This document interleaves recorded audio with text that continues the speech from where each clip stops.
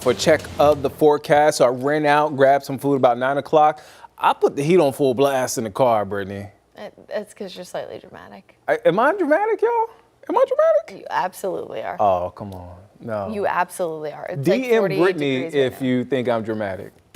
My DMs are going to be full by the end of this show. I say all that to say it's chilly. Yeah, it is chilly. Yeah, chilly. you needed a hoodie this morning. Your hoodies are finally getting their dust off that they've been looking for. Tonight is going to be very similar to where we were this morning. Temperatures across the Piedmont, low to mid 40s.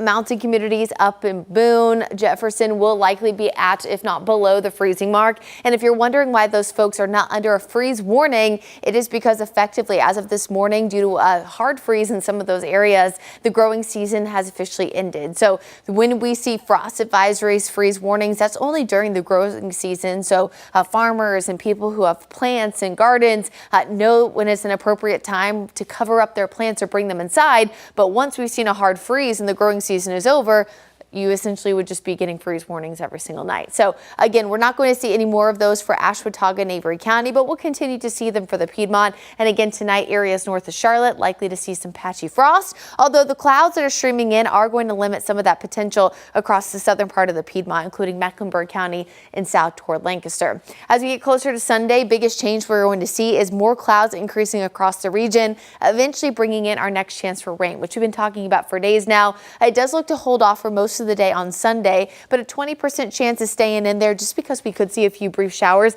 after 7 o'clock. So I don't want to take that chance of rain out completely, because then, of course, if you see a brief shower at 8, 9 o'clock, you're going to think that I lied to you, and I certainly never try to do that.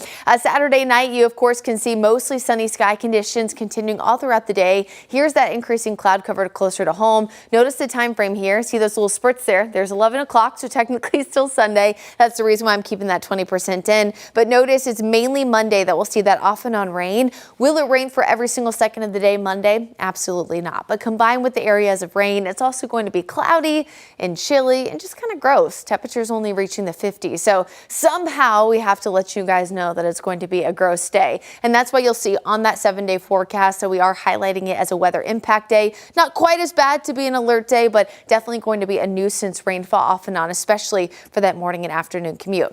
All in all, mountains are going to see the most. You can see about 1 to 2 inches of rain for the mountains and foothills. Charlotte probably lucky to get closer to an inch, maybe an inch and a quarter in some of those areas. They're definitely going to be on the lower side there of that impact day, but still going to be an annoying nuisance kind of rain, although we desperately need that rain regardless. Quick update here on what's going on with Tropical Storm Melissa, getting very close to hurricane strength. Unfortunately, the latest forecast data from the National Hurricane Center shows not only Melissa making landfall as a Category 4 hurricane on the island of Jamaica, but eventually likely going to maintain that Category 4 hurricane strength as it moves across eastern Cuba, and could even be a Category 2 by the time it reaches parts of the Bahamas and Turks and Caicos. So as we've talked about for a few days now, especially eastern Cuba and Jamaica, on top of all the rain they've already seen, could see upwards of 10 to 15 additional inches of rain, some isolated spots closer to 20 to 25. And if anyone understands predecessor rain and eventually 20 inches of rain, it's certainly the folks of western North Carolina. Very unfortunate for those folks there, as wind gusts will also be 100 miles per hour plus. Locally closer to home, nothing to worry about other than a big chill, as temperatures as we get closer to Halloween, Nick, are going to be much cooler even after this cold stretch to kick off next week.